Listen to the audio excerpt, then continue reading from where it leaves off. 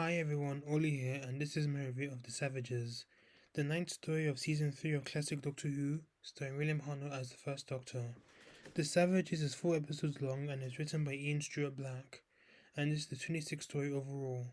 The Savages is the first story to make use of episode 1, episode 2, and so forth episode titling, as opposed to the previous episode titlings that was used in the past 26 stories. All 4 episodes of this story are missing, but some clips unfortunately do survive, and even better, telesnaps exist of all 4 episodes, and they can be seen on the Doctor Who website, Classic Who website. I'll post a link in the description below. So the plot of The Savages is, the TARDIS has arrived in the far distant and seemingly idyllic world, yet the Doctor, Stephen and Dodo learn it hides a terrible secret. The apparently civilized elders maintain their advanced society by draining and transferring themselves the life force of the defenseless savages. Okay, so The Savages is a fairly good story, probably one of the Hartnell hidden gems.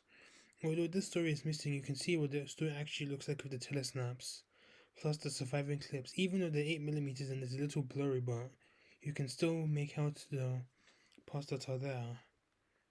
I like the music in this story. It was quite suspenseful and it contributed to the dreariness that the story had and the darkness it also had.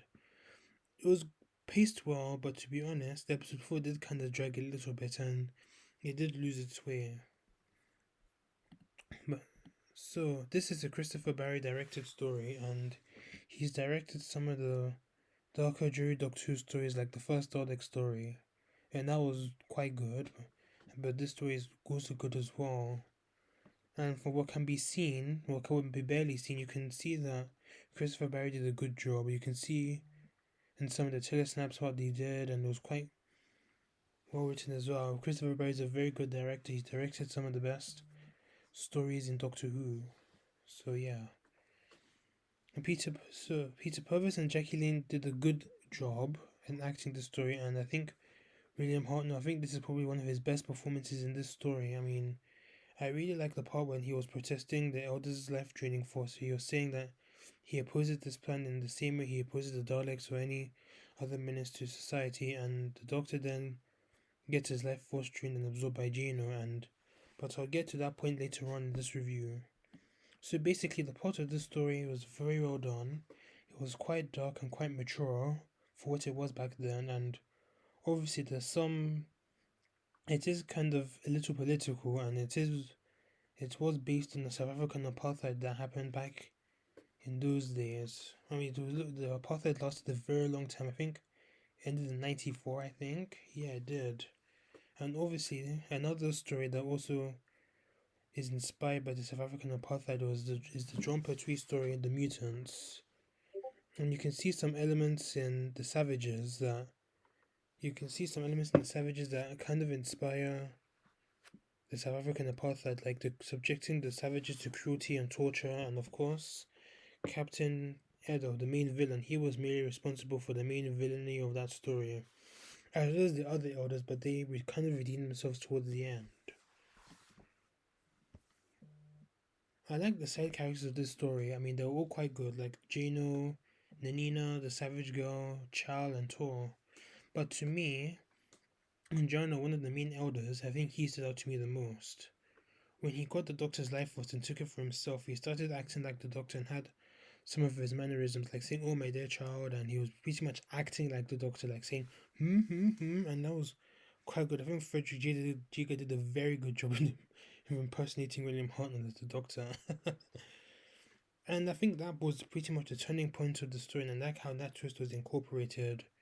It was quite creative how when Jano became the Doctor, like pretty much how the season 4 finale with the Doctor done it. It's a very similar concept here. It was pretty much how the Doctor Jano was pretty much used towards the end of this story, and how it was pretty much leading up to pretty much starting the conclusion of this story of Gino, obviously having the Doctor's thoughts and all that. Obviously, the Doctor, he is good.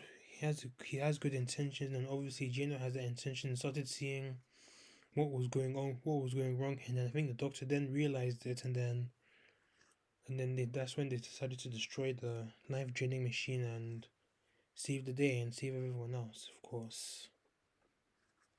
With the Doctor, Stephen, Dodo, and the other savages destroying the machine. And I also liked how everyone was able to see the end to this story. For classic Doctor Who, it's pretty rare to see for no one to die in the story. In a specific story, I mean, you don't really. Okay, I think Edge of Destruction, but obviously it was just the four of them there, but there aren't really any stories in which no one actually dies in. I mean, of course, in the new series, when the revived series, it is somewhat common to have nobody really die. I mean, obviously, I think in the Doctor Dancer, the Doctor did pretty much mention that no one was gonna die today. But back on to the Savages, because obviously the Savages is dark and is based on the apartheid. Due to I think at least expect at least one or two characters die, or have one of the characters die in the life draining process machine. Okay, so as I mentioned, Peter Purvis and Jackie Lane as Stephen and Dodo, they actually did a lot, not a lot, but I think Stephen obviously did the most in this story compared to Dodo, and compared to the gunfighters, in which Dodo actually did something compared to Stephen. But Stephen actually does contribute a bit to the script, or Dodo was just there. But obviously, main reason why is because this is Peter Purvis's final story as Stephen, and in my opinion, it was handled very well compared to the other companion departures like Vicky, for example. That wasn't handled very well at all because obviously the producer was an asshole back then. Don't want to speak ill of the dead, but he was pretty much being decided to fire Marina Briar for no reason. But it was quite well handled here. Stephen decided to stay behind to become a leader to both the Savages and the Elders, and for a character like Stephen actually suited him. He didn't really need to fall in love with someone he just met or find a way home for out of nowhere. Even though that did suit Ian and Barbara and the other female companions as well, but this departure for Stephen actually fitted him. He didn't. It definitely did suit him because we all know the sort of guy Stephen is. He is pretty much like a second Ian, and obviously Ian would obviously take leadership when the Doctor wasn't able to do so, and obviously this was a good thing for Stephen. And it was very well acted, and thankfully a clip of that survives.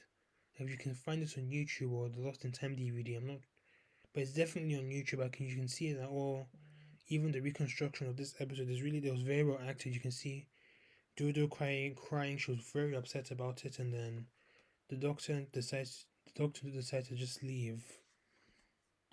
But it's sad to see Stephen with the go, considering the fact that he's pretty much been up to the yeah. Pardon me. It's sad to see him go because Stephen was pretty much was in the whole of season 3 up to this point, and I really liked his character development during his time in the TARDIS. He's no longer that skeptical young man questioning and rebuffing his surroundings as he did in the Time Meddler. And with Stephen's departure, Doctor Who pretty much goes full circle with the Doctor travelling with a sole female companion as he did with Susan before he met Ian and Barbara in London 1963. Even though he does travel with Dodo for one story, and that's pretty much up to the War Machines, and then Dodo does leave, and then we get new companions.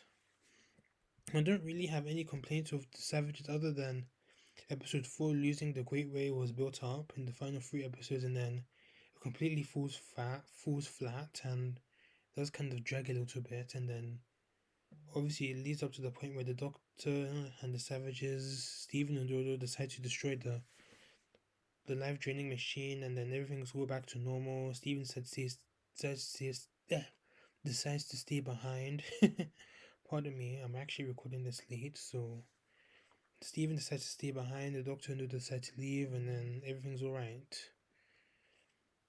But other than that, The Savages is an underrated gem from the William Hartnell era, and it's a shame that all of it is missing, but it's a good thing you do have some clips surviving, but it would have been nice to have at least have one episode survive so you can see what it actually looked like when it was filmed. So this is definitely one of the best of Hartnell era, and I'd give The Savages an 8 out of 10.